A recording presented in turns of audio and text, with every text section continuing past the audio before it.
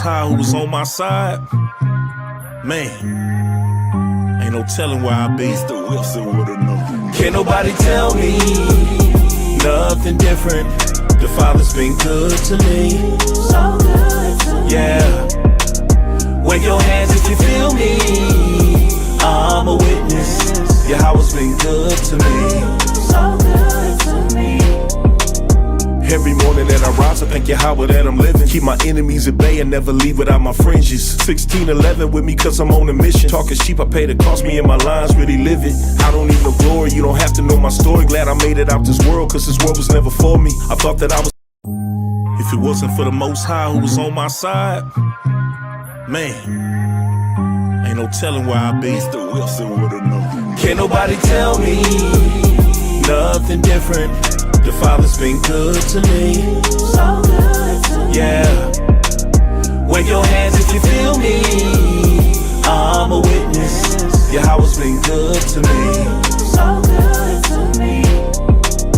Every morning that I rise, I thank Yahweh that I'm living. Keep my enemies at bay and never leave without my fringes. 1611 with me cause I'm on a mission. Talking sheep, I pay the cost, me and my lines really live it. I don't need no glory, you don't have to know my story. Glad I made it out this world cause this world was never for me. I thought that I was.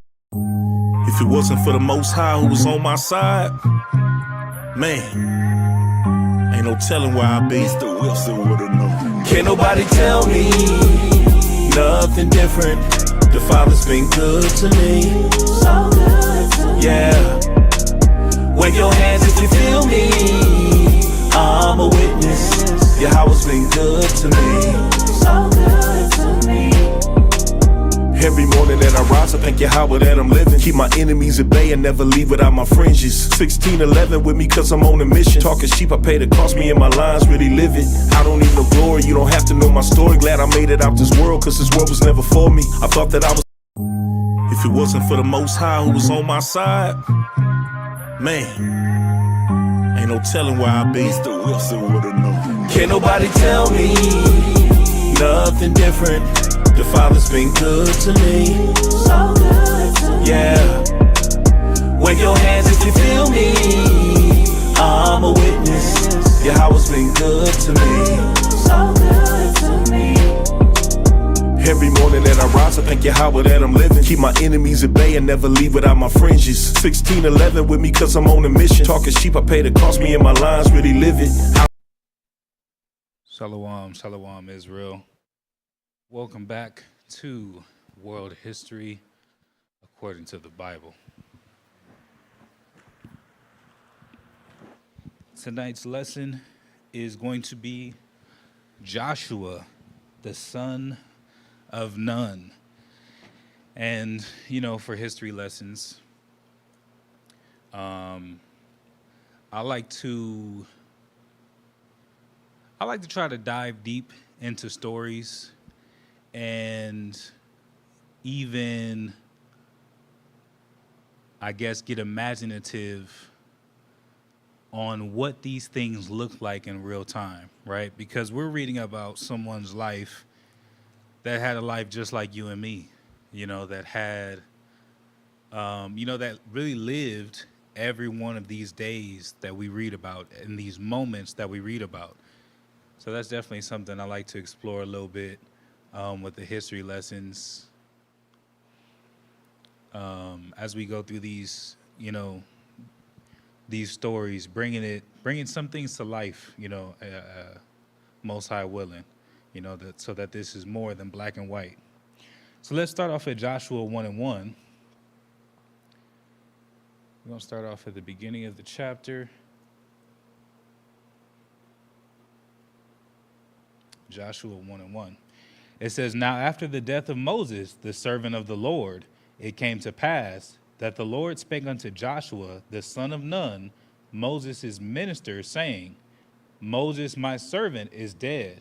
Now therefore arise, go over this Jordan, thou and all this people, unto the land which I do give to them, even to the children of Israel. Every place that the sole of your foot shall tread upon, that have I given unto you, as I said unto Moses, from the wilderness and this Lebanon, even unto the great river, the river Euphrates, All the land of the Hittites and unto the great sea toward the going down of the sun shall be your coast. There shall not any man be able to stand before thee all the days of thy life. As I was with Moses, so I will be with thee. I will not fail thee, nor forsake thee. Be strong and of a good courage, for unto this people shalt thou divide for an inheritance the land which I swear unto your fathers to give them. Only be thou strong and very courageous, that thou mayest observe to do according to all the law which Moses my servant commanded thee. Turn not to the right hand or to the left, that thou mayest prosper whithersoever thou goest. So to start off, Moses has passed away, right? Legendary leader in Israel.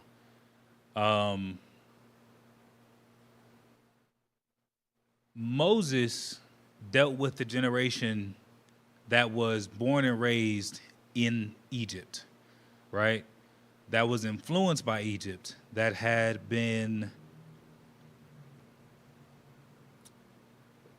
very attached, really rooted in Egypt. And so, having tempted the Lord, gone out into the wilderness,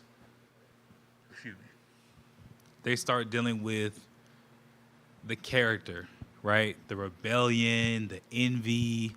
They start dealing with the lack of faith. They start dealing with strife amongst themselves and issues and matters of counsel. All in all, the previous generation wasn't going to be able to go into the promised land, right? So now Moses has passed, and Joshua, who was his minister, which was his help. So he was aiding Moses in a lot of the things that Moses was doing. Joshua has been learning since his youth, or since, the times, his whole life at this point. He's been learning counsel. He's been learning wisdom. He's been learning how to be a leader. And he's been able to watch Moses and assist Moses in a lot of the things that Moses had to do. So it's kind of like he just had to, fill in a position he was already being built up for. Now Joshua is given this confirmation from the Lord that he said, look, as I was with Moses, I'm going to be with you. So this is huge news. Of course, I'm pretty sure Joshua understood the qualities that he had, but it's really time for him to have been elevated into the leader in that same steed as Moses. He's being told by the Lord, I'm going to be with you. I'm not going to forsake you, and I will not fail you. And he said, you just need to make sure that you're strong and of good courage to do everything that's been commanded of the Lord, of you, of the Lord. Verse 8, it says, this book of the law shall not depart out of thy mouth, but thou shalt meditate therein day and night, that thou mayest observe to do according to all that is written therein. For then thou shalt make thy way prosperous, and then thou shalt have good success. Have not I commanded thee? Be strong and of a good courage. Be not afraid, neither be thou dismayed, for the Lord thy God is with thee whithersoever thou goest. So when we talking about Joshua, this is who this man is, right? After being a minister unto the leader of Israel, after watching and enduring a wilderness, he's now being told it is his time to be in that same position that Moses was, to literally bring forth and set the borders of his people being brought back into our land. So Joshua had quite a bit of responsibility, right? And he had the Spirit of the Lord, and he's getting these confirmations over and over how much the Most High is going to be with him and how much all he has to do is stick to what he's been instructed, what he's been shown. It's a lot, right?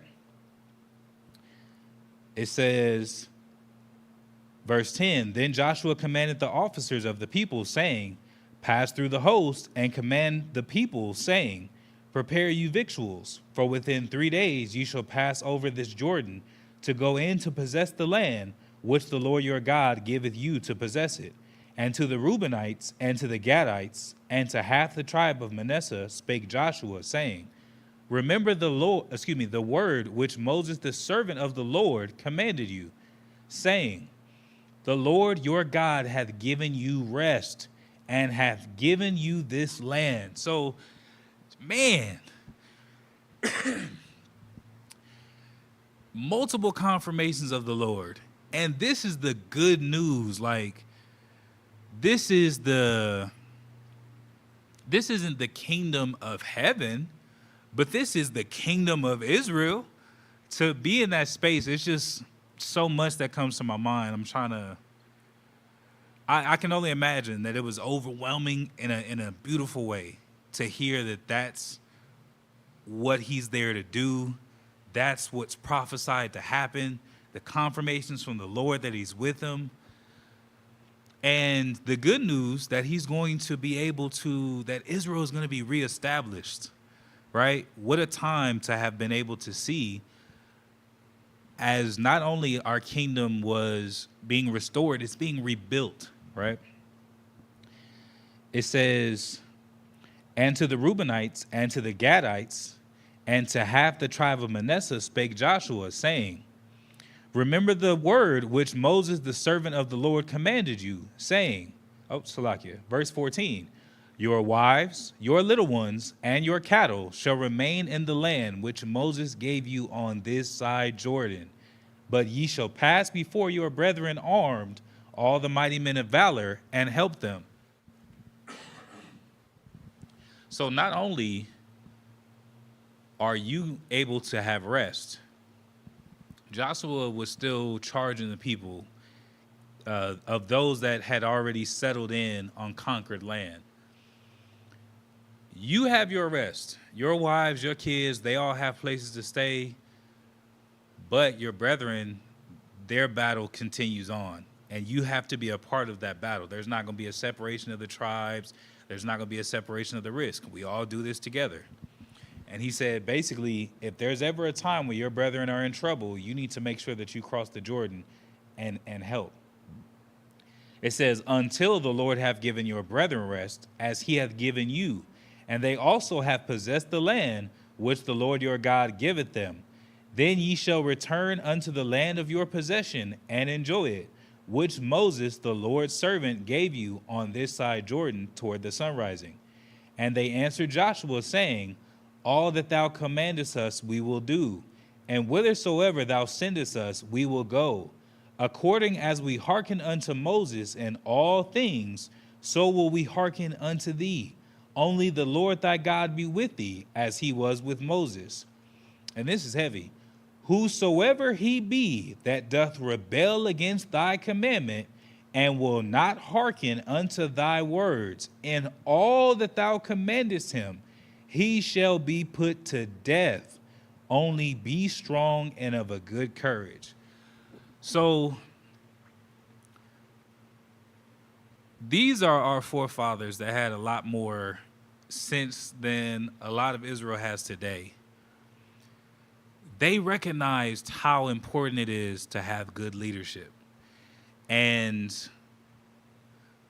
they experienced some of Moses, but a lot of these people were either children in the wilderness that grew up 40 years, or they were born sometime in the wilderness and were at least 20 at this point.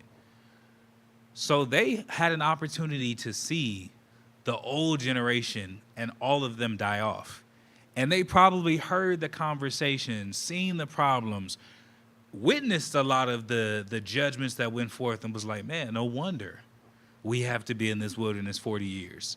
So they recognize at this point, man, it's super important that we're all on one accord, that we're all in one mind, and that we, as much as the Lord be with you, following righteous leadership.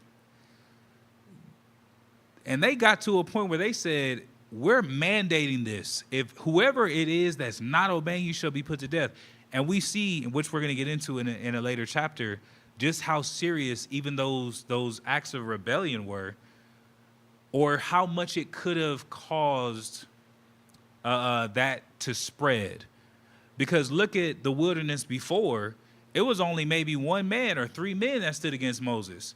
But then when they return, they have a couple hundred, right? You know they've been talking. You know they've been already orchestrating a plan. You know they all coordinated, man, today's the day. Or, you know, we all gonna show up. Or they see somebody walking up the hill. Oh, he finna go confront Moses. I know what that's. It's all within the community. It's all in the air already, right? So they recognize, man, we need to make sure that those type of environments don't exist. Because look at how much of a hindrance it was to building and growth when that type of rebellion was there, right? Let's pick it up. All praise to the Most High. Shalom, Akim, Shalom, Kab. All praises. We're going to pick it up at Joshua 2 and 1. It says, and Joshua the son of Nun sent out of Shittim 2 men to spy secretly, saying, go view the land, even Jericho. And they went and came into an harlot's house named Rahab and lodged there.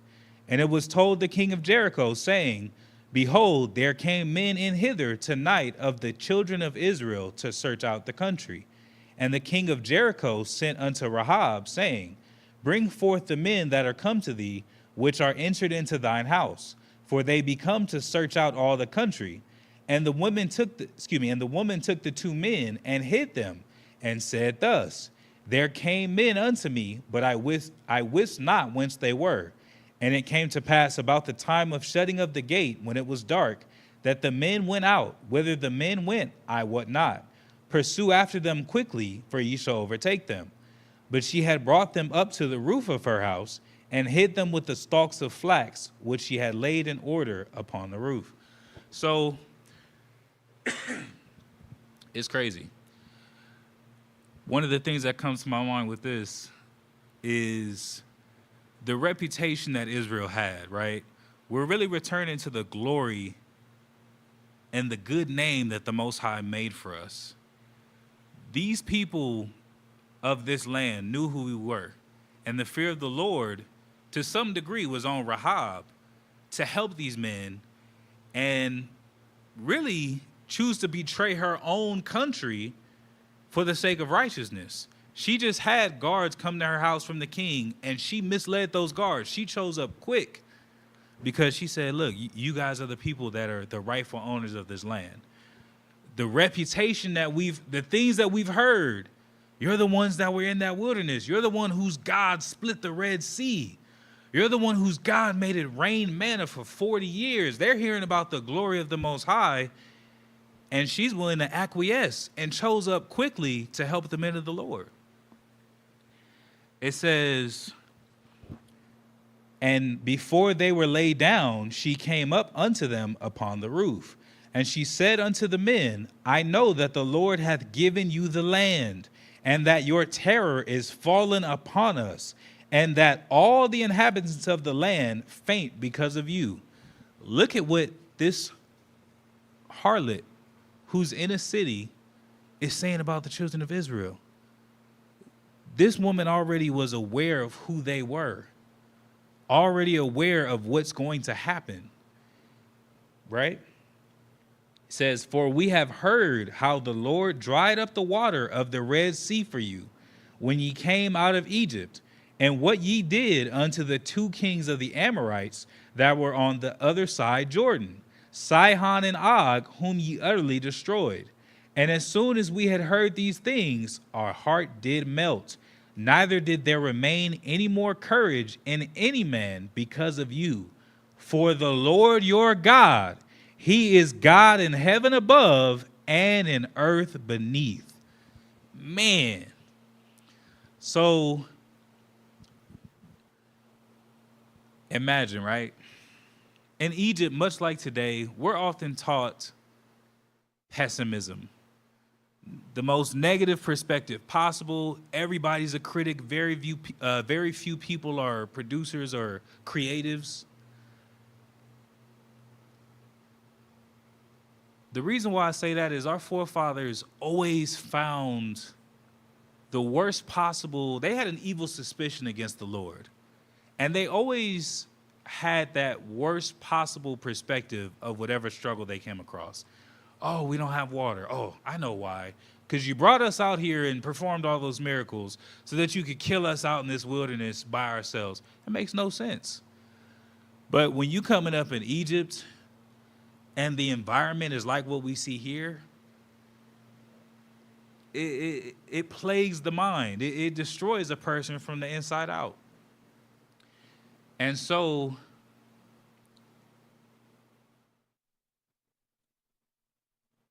Salakia, hold on. I done went so far into that. I forgot where I was going. So they had that perspective of Egypt, right? Everything's as worse as it possibly could be. Meanwhile, the inhabitants of the land, I remember where I was going, the inhabitants of the land are terrified and ready to acquiesce to the God of Israel. Our forefathers were so afraid and so doubtful and so pessimistic and so Egyptian-minded that they doubted the Lord. Whole time, the inhabitants of the land are shaken with terror, waiting to be conquered. Insomuch that people are already saying, I might as well get on the winning side. Could this not have happened 40 years prior with our forefathers? Had they had the right mindset and had they not doubted and tempted the Lord so much? You would think that they got handed, pretty as close to heaven as you can get on earth.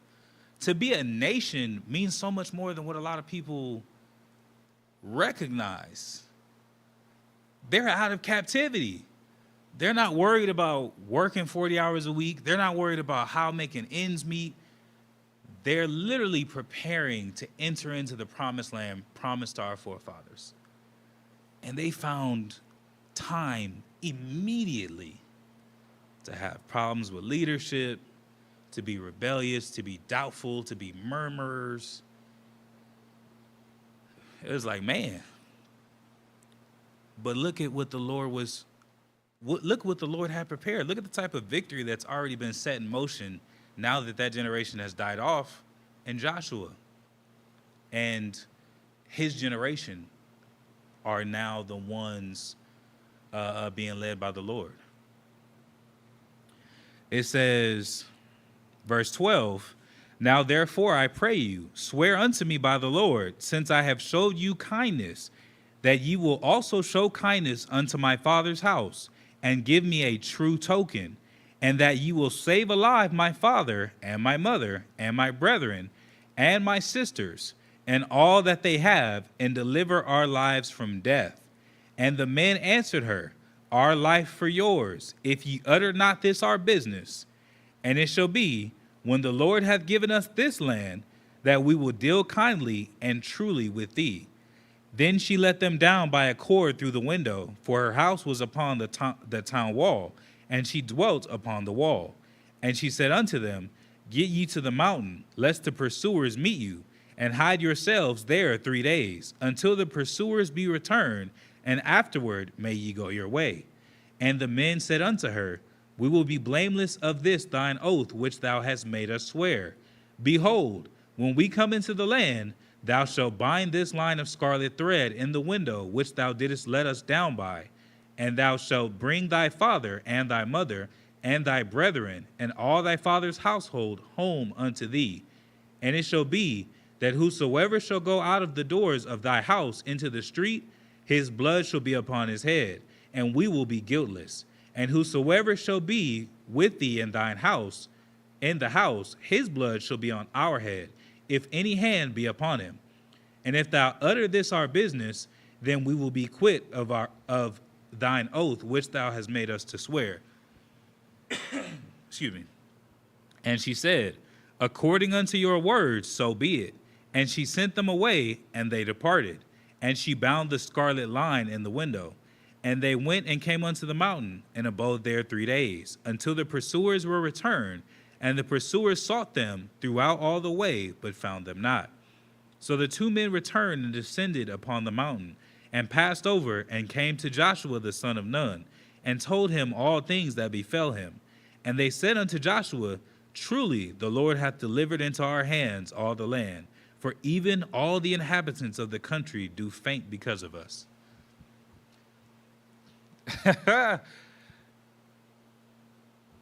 They got back and they was like, man, it's meant to be. Even more confirmation. It just makes me parallel so much of what we experience today and what we see within the state of Israel that keeps us from this. We're in captivity. And I guess that's why this story is so exciting, and it just makes me want to search out every little detail and nook and cranny, because this is what we're headed back towards. This is what we're gearing up to experience again, once and for all, for the kingdom of heaven itself to be established. It's exciting to read about the times where our forefathers already experienced that confirmation, that rest, being back in our homeland, free of captivity. Let's get into Joshua 3.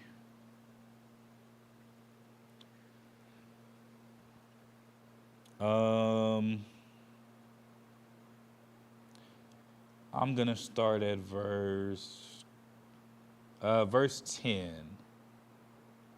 So we're not gonna go through the entire book of Joshua. We're gonna get through about the first third of it, which is about 10 chapters. It's so much history, it's not gonna be all packed into one lesson.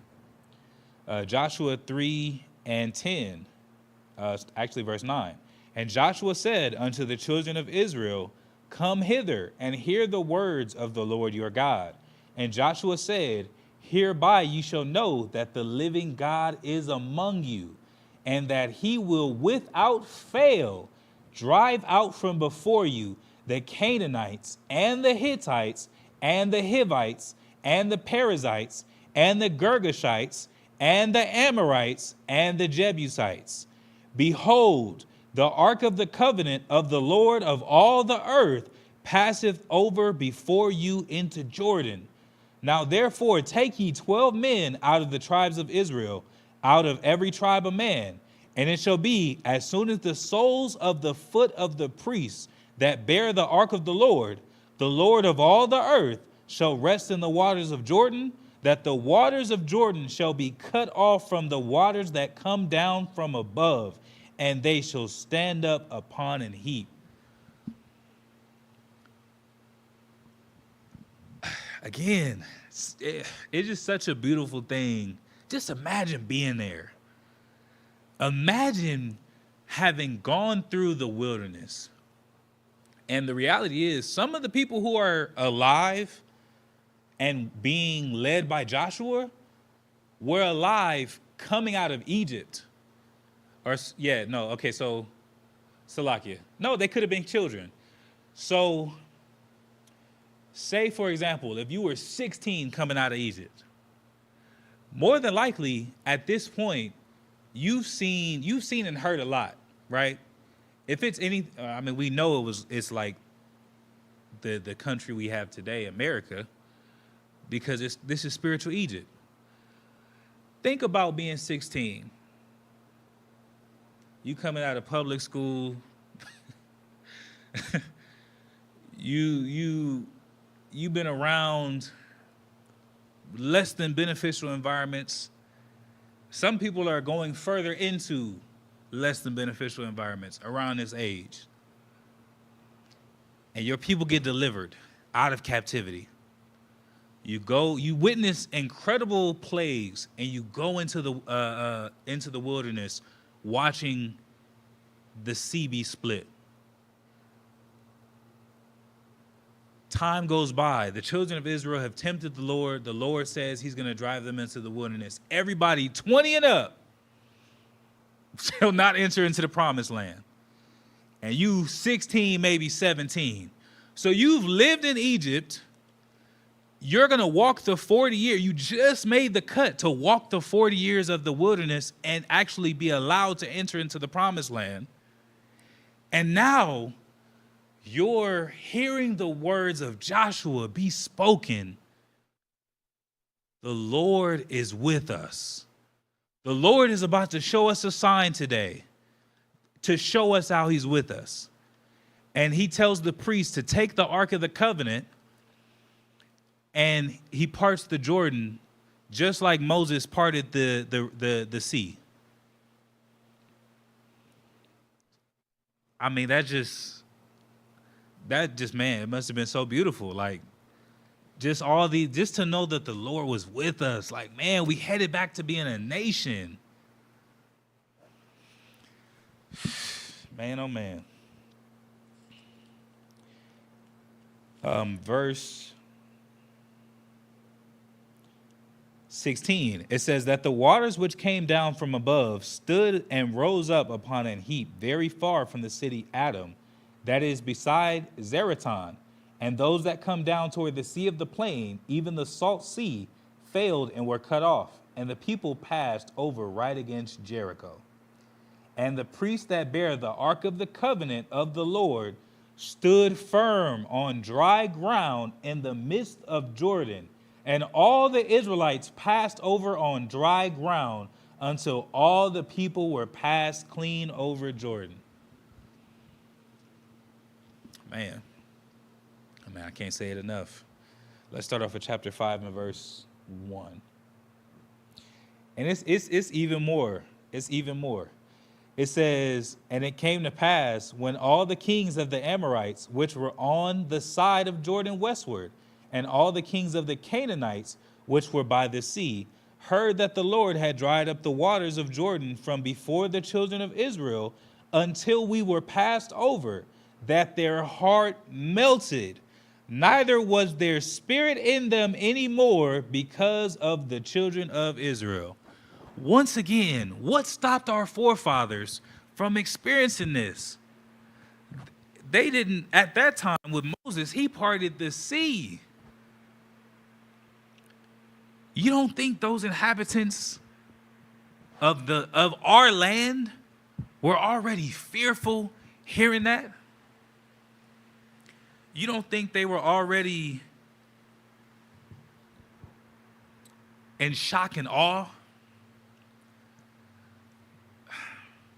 But again, that emphasizes, excuse me, Salakia, that emphasizes how much that character, that spirit, those attributes are important.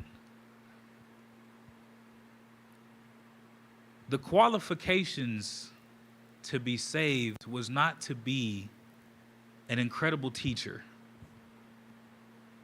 It was not to be the strongest man of war. It was not to be the oldest.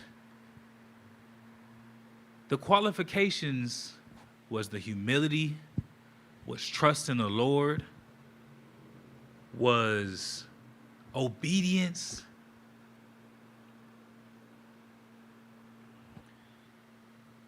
Excuse me. Faith. So much of, it was already worked out for our forefathers. And they were keeping Sabbaths. And they weren't eating pork. I don't read, but they committed idolatry. But again, that starts in the mind. I think it was, I can't remember if it was Apostle Yashimai or Deacon Kabash. We was talking a couple weeks ago, and he said, in order to have an idol, you have to think for it. And that blew my mind. How are you gonna tell me or tell anybody this is so and so, the God of the whatever, and his will is this? Where did that come from? That came from out of your own mind. Out of our own mind comes those things. And our forefathers were overwhelmed with the desires of their hearts, in so much that they didn't even get the desires of their hearts, being too concerned about how they would do it, for lack of better words, without the Lord.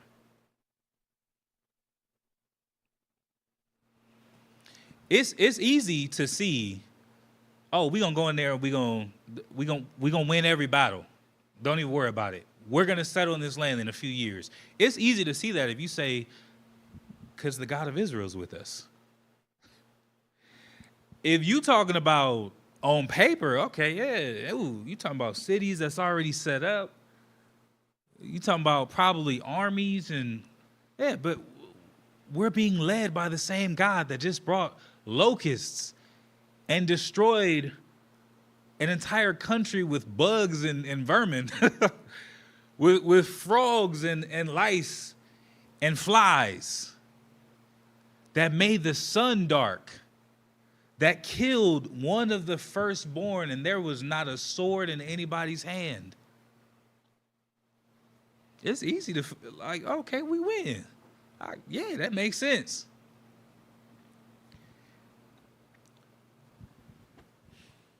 All praises. Chapter 5, picking up at verse 2.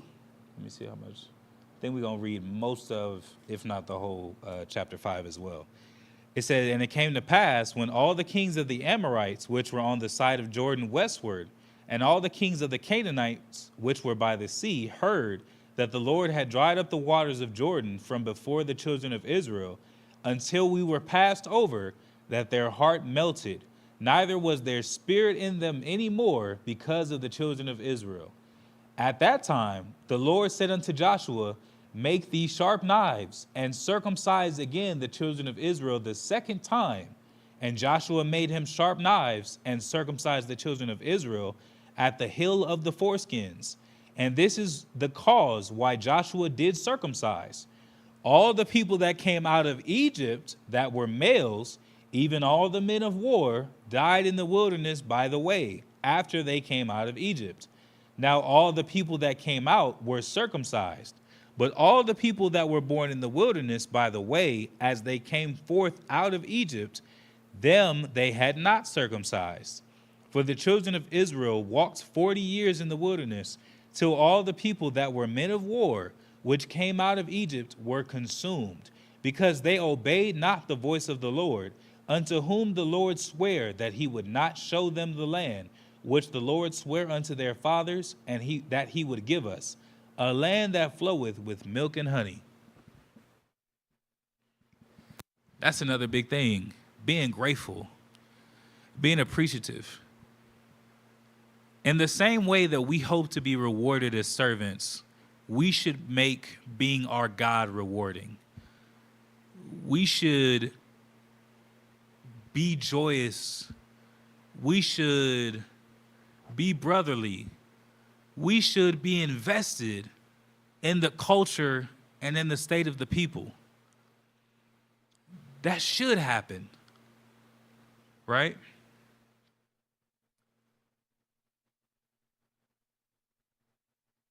All of that time, they had to walk because he said they despised the land. And they saw the benefit. They came out with grapes, a cluster of grapes so heavy they needed to put it on a stick between two men.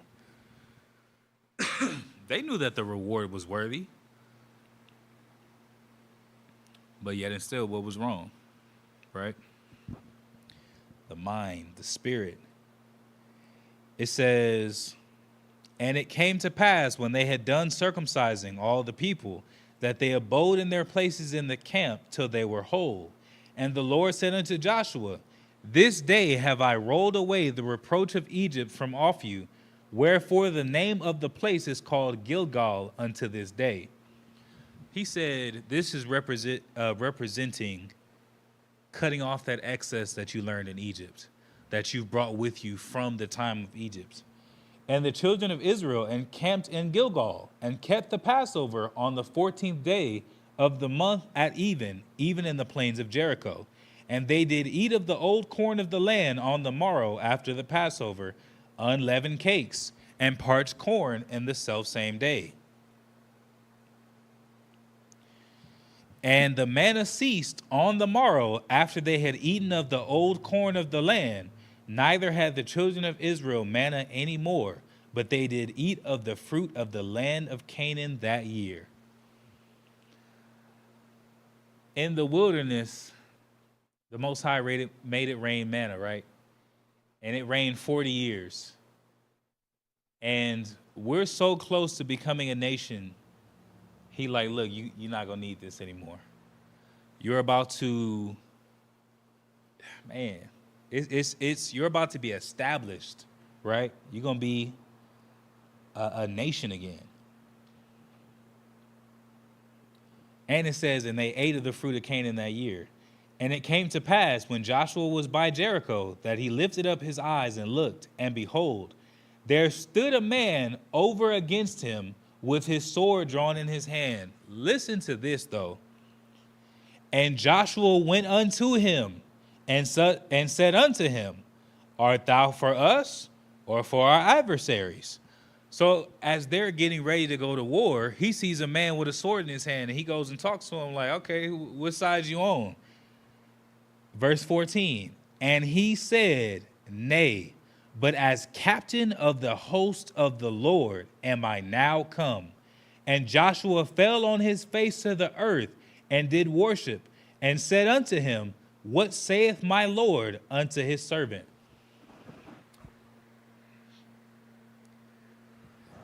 An angel was sent to be captain. So if the men of war had died off in the wilderness, how much did the children of Israel learn to war? They might have had something, but did we have an established army? But with the Lord, that's not even a concern. Because regardless of how much combat and training experience that they had, they might have even felt confident, man, we finna go in here and do this of our own strength. And hopefully that wasn't the case, but whatever their mind was, the Lord has sent the angel just to show you the battle is the Lord's.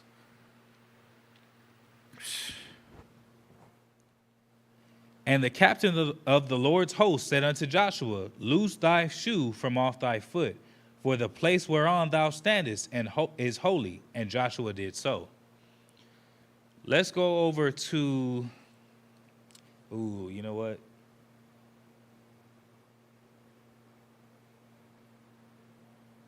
Nah, we got to get chapter 6. The walls of Jericho. 6:1. It says, now Jericho was straitly shut up because of the children of Israel. None went out and none came in. And the Lord said unto Joshua, see, I have given into thine hand Jericho, and the king thereof, and the mighty men of valor. And ye shall compass the city, all ye men of war, and go round about the city once. Thus shalt thou do 6 days. And 7 priests shall bear before the ark 7 trumpets of ram's horns.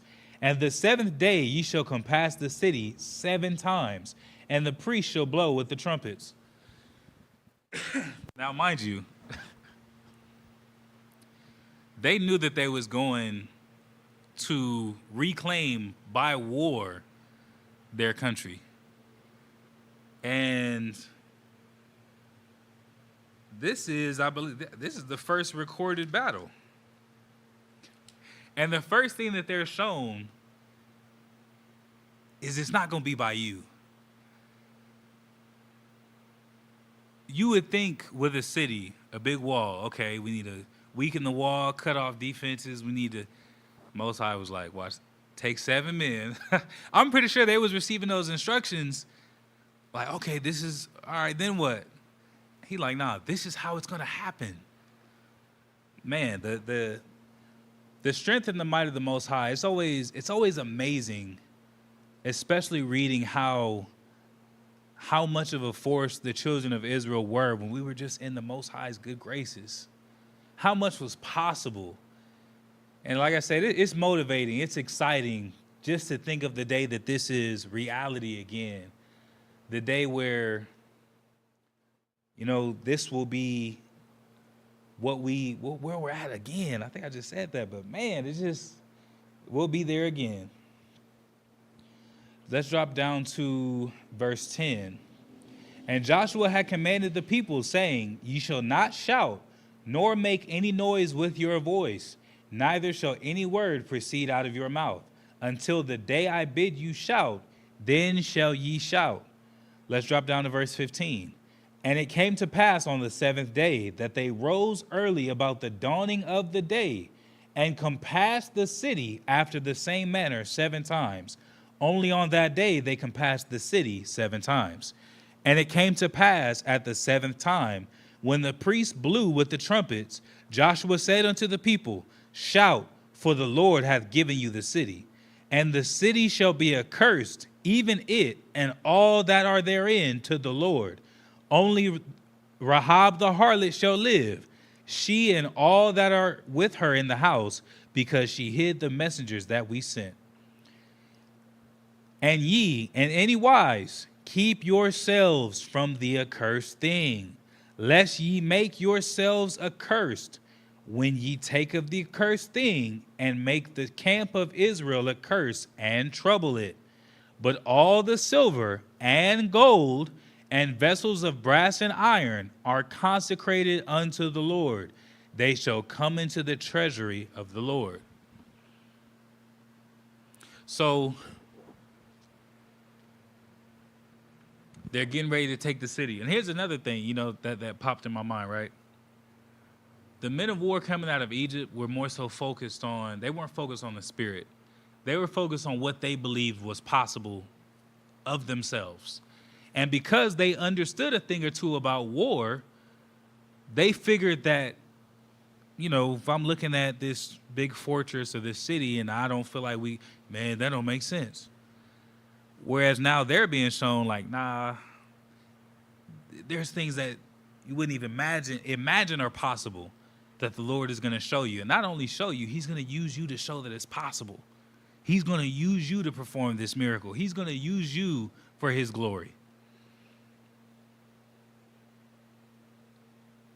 They walked around for 7 days and they shouted, and they were given instruction. The people and everything in this city is accursed. Don't take anything. The only thing we're going to take, silver, gold, brass, and I believe, iron. Anything that could be useful for us to rebuild or to sell or to melt down or whatever, that will be what we take. And that's going to be given to the Lord to be able to build. None of this is for us. It says, so the people shouted when the priests blew with the trumpets, and it came to pass when the people heard the sound of the trumpet, and the people shouted with a great shout, that the wall fell down flat, so that the people went up into the city, every man straight before him, and they took the city. Wasn't no dynamite, wasn't no earthquake. And I mean, an earthquake still, that's not in our control either. It wasn't no new technology. The Lord said, follow my instructions and watch what I'm going to do for you. And he delivered. Verse 21, and they utterly destroyed all that was in the city, both man and woman, young and old, and ox and sheep and ass with the edge of the sword. But Joshua had said unto the 2 men that had spied out the country, go into the harlot's house and bring out thence the woman and all that she hath, as ye swear unto her.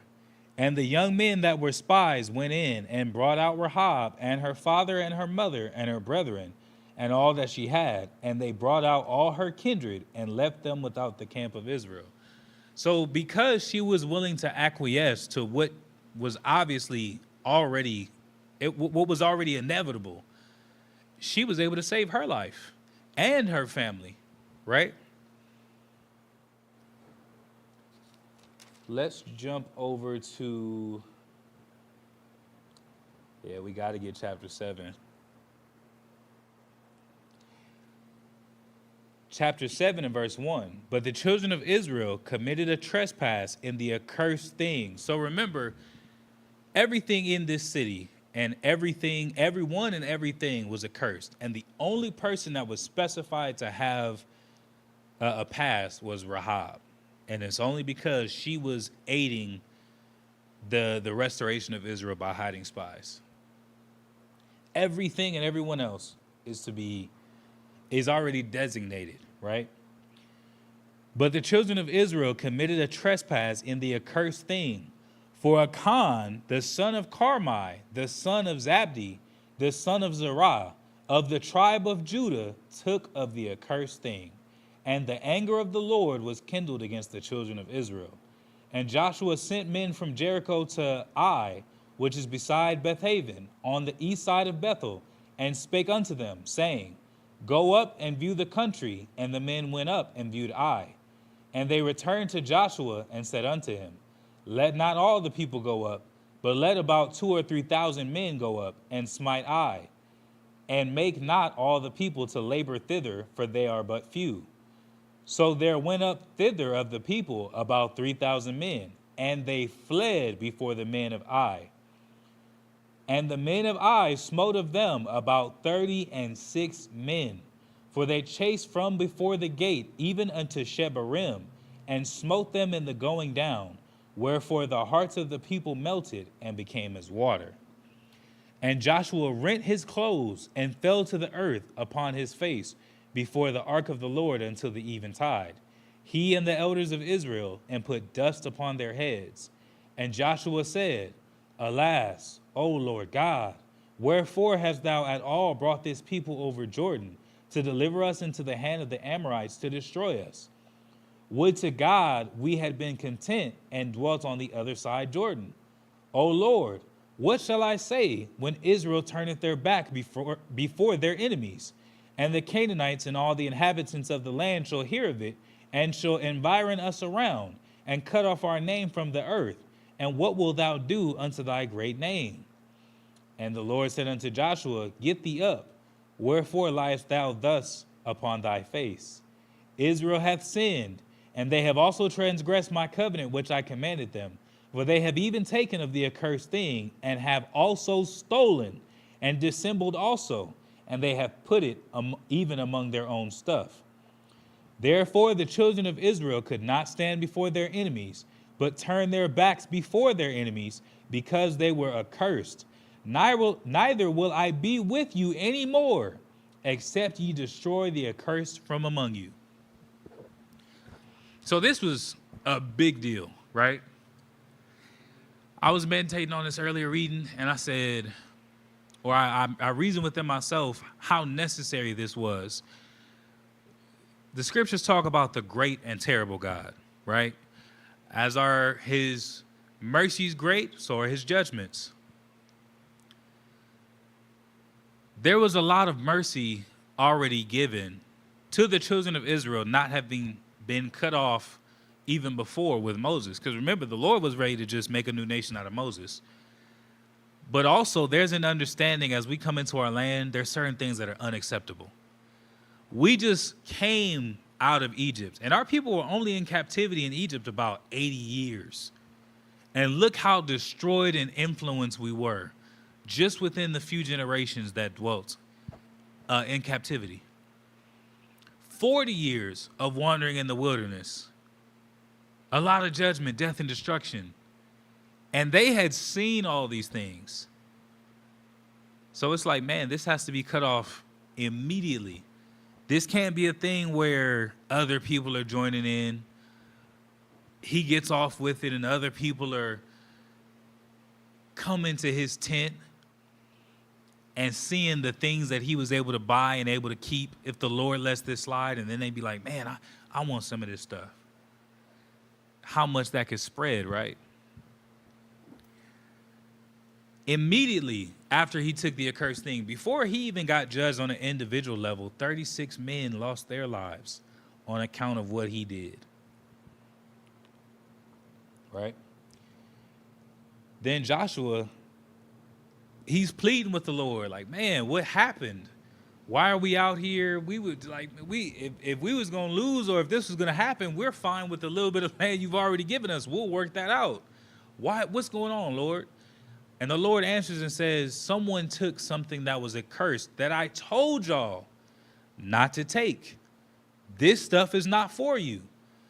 And that's been a big thing that I feel like has even been something I'm seeing occur in my own life and in my own walk. Timing.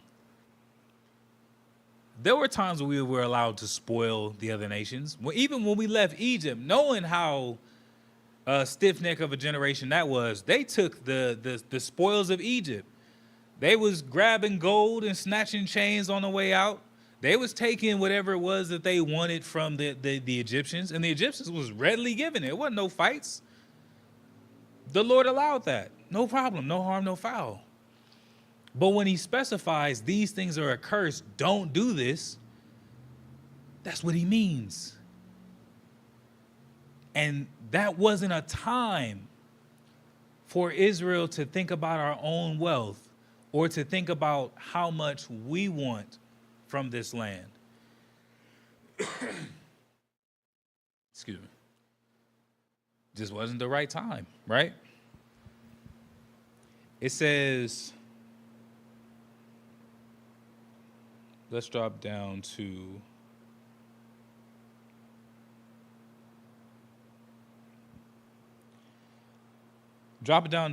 verse 19. So there's an investigation launch, right? The Lord answers Joshua, somebody took something that was accursed. You need to get that out from among you. And until that happens, y'all not going to be able to stand against your enemies. Because remember, they was like, oh, we got this in the bag. You ain't even got to send everybody, Joshua. Just send a few thousand people. We'll get this wrapped up by even. We'll be back. They go and they was running. And the Most High said that's going to continue until this issue is solved. Joshua launches the investigation. He brings the heads of tribes, and he narrows it down. Verse 19, and Joshua said unto Achan, he narrows it down to who it is, my son, give, I pray thee, glory to the Lord God of Israel, and make confession unto him, and tell me now what thou hast done, hide it not from me. And Achan answered Joshua and said, indeed, I have sinned against the Lord God of Israel, and thus have I done. When I saw among the spoils a goodly Babylonish garment, and 200 shekels of silver, and a wedge of gold of 50 shekels weight, then I coveted them, and took them, and behold, they are hid in the earth in the midst of my tent, and the silver under it. So Joshua sent messengers, and they ran unto the tent, and behold, it was hid in his tent, and the silver under it. Notice it said they ran to the tent. It was huge. It would be different if there wasn't, well, it wouldn't be different. Let me not even say that. The whole point is we were commanded not to do that. These things specifically, there is plenty of land, plenty of kingdoms to uproot out of our land.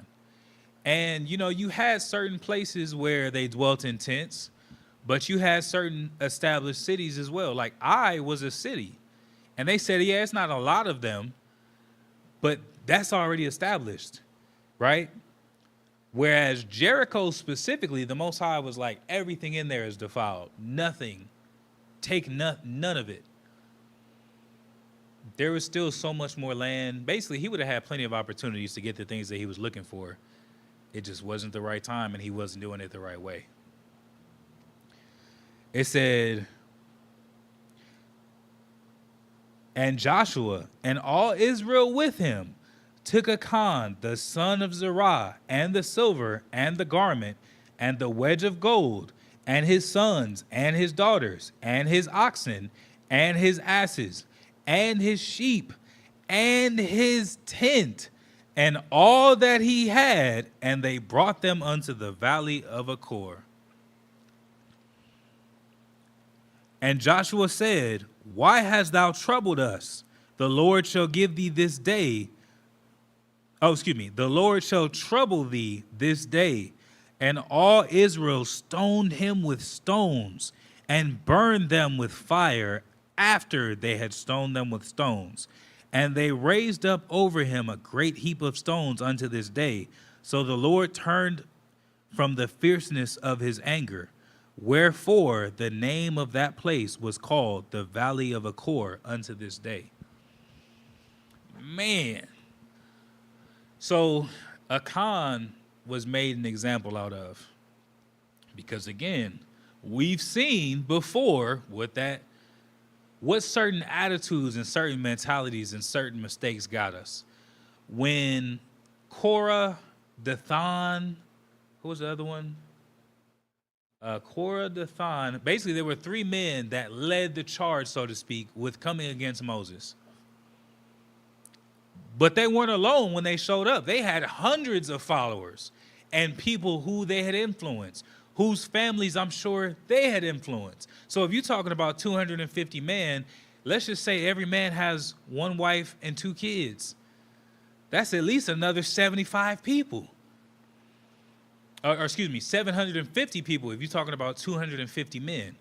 That's a lot of people that have quickly joined the cause of rebelling against righteous leadership, of rebelling against the Lord. So imagine if this is allowed to slide, what is this going to breed amongst the children of Israel? What is this going to cultivate amongst the attitude towards the obedience of the Lord, right? So they took him and they stoned him first, then burned him, his family, his animals, his tent, everything that he had. Burned it all with fire. Then buried them with a big old heap of stones. He was made an example of. But again, what would have been the cause and effect of not seeing that, right? We're almost done. 8. Let's drop down. Matter of fact, I'm going to read 1 through 3. We're going to skip around a little bit for the sake of time. And the Lord said unto Joshua, fear not, neither be thou dismayed. Take all the people of war with thee, and arise. Go up to Ai, which I have given into thy hand, the king of Ai, and his people, and his city, and his land. And thou shalt do to Ai and her king as thou didst unto Jericho and her king. Only the spoil thereof and the cattle thereof shall ye take for a prey unto yourselves. Lay thee an ambush for the city behind it. So I was just talking about that. There were times where that was perfectly fine. There were times where he said, this is a place you can have whatever you want. And there were times where he said, this is a place, everything in here is defiled. I don't even want to see you with something that came out of here. I don't want to see you wearing their garments. I don't want to see you spending their gold, or even the inscription or the conscription that's on the coins or whatever. But there were times where, okay, it's the time, hey, whatever you take it.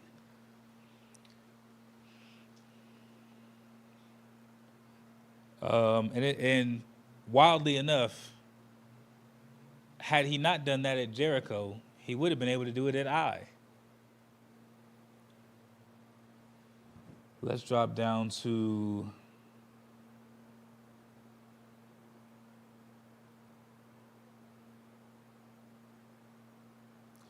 verse 14. It says, and it came to pass when the king of Ai saw it, that they hasted and rose up early, and the mid of the city went out against Israel to battle, he and all his people at a time appointed before the plain. But he wist not that there were liers in ambush against him behind the city. And Joshua and all Israel made as if they were beaten before them, and fled by the way of the wilderness. And all the people that were in Ai were called together to pursue after them. And they pursued after Joshua, and were drawn away from the city. And there was not a man left in Ai or Bethel that went not out after Israel. And they left the city open and pursued after Israel. And the Lord said unto Joshua, stretch out the spear that is in thy hand toward Ai, for I will give it into thine hand. And Joshua stretched out the spear that he had in his hand toward the city. And the ambush arose quickly out of their place. And they ran as soon as he had stretched out his hand. And they entered into the city and took it, and hasted and set the city on fire. And when the men of Ai looked behind them, they saw, and behold, the smoke of the city ascended up to heaven, and they had no power to flee this way or that way. And the people that fled to the wilderness turned back upon the pursuers. And when Joshua and all Israel saw that the ambush had taken the city, and that the smoke of the city ascended, then they turned again and slew the men of Ai. So again, Israel is an unstoppable force at this point, with all these incredible things that we're doing being the glory of the Lord. The other nations already understood, oh, your God is leading you. This is the same God that was in Egypt. This is the same God that did those plagues. This is the same God that parted that sea. Now they saying, this is the God that just knocked down the walls of Jericho with trumpets. This is the God that walked down like, you know how people talk. The walls of Jericho, trumpets. Yes, the walls of Jericho are down. The whole city is destroyed. And the people that took that city walked around it for 7 days just blowing trumpets and not saying nothing. And then on the last day, they yelled and the whole wall fell flat. Miracles being performed by the Lord for Israel. And it's exciting because even though it was hell getting to this point, it's exciting knowing that the time was and is coming. It's exciting to know, that this was how our God moves with us as long as we were obedient. And this is what we can still get back to, Lord willing. Let's get a couple out of chapter 9 and we're going to close it up. We're going to get 1 through 16 and verse 23. It says, and it came to pass when all the kings which were on this side Jordan, in the hills and in the valleys, and in the coast of the great sea, over against Lebanon, the Hittite and the Amorite, the Canaanite, the Perizzite, the Hivite and the Jebusite heard thereof, that they gathered themselves together to fight with Joshua and with Israel with one accord. And when the inhabitants of Gibeon heard what Joshua had done unto Jericho and to Ai, they did work willily, and went and made as if they had been ambassadors, and took old sacks upon their asses, and wine bottles old, and rent and bound up, and old shoes, and clouded upon their feet, and old garments upon them, and all the bread of their provision was dry and moldy. And they went to Joshua unto the camp at Gilgal, and said unto him, and to the man of Israel, we be come from a far country. Now therefore make ye a league with us. And the men of Israel said unto the Hivites, peradventure ye dwell among us, and how shall we make a league with you? Oh, let me find, it's a quick scripture I want to just have lined up. Oh, that's not what I'm looking for. I'm going to find it in a second. It says, and they said unto him, from a very far country thy servants are come, because of the name of the Lord thy God. For we have heard the fame of him, and all he did in Egypt, and all that he did to the 2 kings of the Amorites that were beyond Jordan, to Sihon king of Heshbon, and to Og king of Bashan, which was at Ashtaroth. Wherefore our elders and all the inhabitants of our country spake to us, saying, take victuals with you for the journey, and go to meet them, and say unto them, we are your servants. Therefore now make ye a league with us. This our bread we took for our provision out of our houses on the day we came forth to go unto you. And now, behold, it is dry and moldy. And these bottles of wine which we filled were new, and behold, they be rent. And these our garments and our shoes are become old by reason of the very long journey. And the men took of their victuals, and asked not counsel at the mouth of the Lord. So, let me see.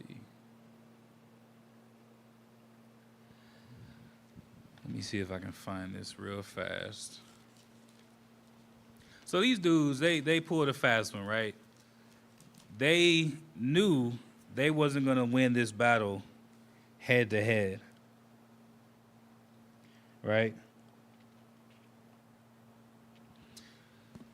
they knew they were in a losing battle. So they said, okay, if you can't beat them, join them. And they're not going to join unto us if they realize we're in the way of them properly reclaiming their land. So they said, all right, well, just make an agreement with us that you're not coming way over to where we are, way over in this country that's super far away. What's the name of it? It doesn't matter. They didn't even ask them, well, what's the name of your country or how far? They were just like, look at our clothes. Look, we got these. When we left, these clothes was fresh. They had old, busted up bottles of wine. When we left, we had just bottled up this wine. Old, moldy, dried out bread. When we left, this bread was fresh. You got, look at these old shoes. You got to believe us. We came from super far away. And even outside of the fact that some of that doesn't make a whole lot of sense, more than what they could make sense of, what they were supposed to do was take advice from the Lord. All right, well, you wait right here. We're going to go talk to our God because we're just men. We don't know what you're saying is if it's true, but I know a God that measures the intents of the heart. I know the living God that measures the intents of the heart. Let me go ask, and we'll come back and give you an answer. Had they done that, they would have understood, okay, yeah, no, you're lying. But because they didn't, they were deceived. And they took of the victuals. They took of the stuff that they had, and they made a swear unto them. But let's jump over it real fast to Joshua 23 and verse 7. It says that ye come not among these nations, these that remain among you, neither make mention of the name of their gods, nor cause to swear by them, neither serve them, nor bow yourselves unto them. For the Lord hath driven out from before you great nations and strong, but as for you, no man hath been able to stand before you unto this day. We weren't supposed to allow any of these nations to continue to be in our land because that's a stain in the land. They serve other gods. They have cases of idolatry. They have influence that they would be influencing with the children of Israel, right? So we got commanded that we are to not make a league with these other nations. Lo and behold, the swear was already made unto these other nations, and it was discovered that they were, neighbors and inhabitants of the land. And what they were commanded to do was to be water gatherers and wood gatherers, basically servants unto the house of the Lord forever. Anyway, I hope this has been edifying. I hope this has been, interesting. I hope that, as we go through these classes, it comes to life a little bit more. Because when I read, I try to just, like I said, imagine what these days look like. Imagine hearing these words. Imagine seeing the kingdom of Israel be restored. And just the hope and the strength that they must have had for so many of the generations to come. And the fact that the Lord was back with us. All praises to the Most High, Israel. That's been our time. Shalom. If it wasn't for the Most High who was on my side, man, ain't no telling where I'd be. Mr. Wilson would've known. Can't nobody tell me nothing different. The Father's been good to me. So good to me. Yeah. Wave your hands if you feel me. I'm a witness. Yahweh's been good to me. So good to me. Every morning that I rise, I thank Yahweh that I'm living. Keep my enemies at bay and never leave without my fringes. 1611 with me cause I'm on a mission. Talking sheep.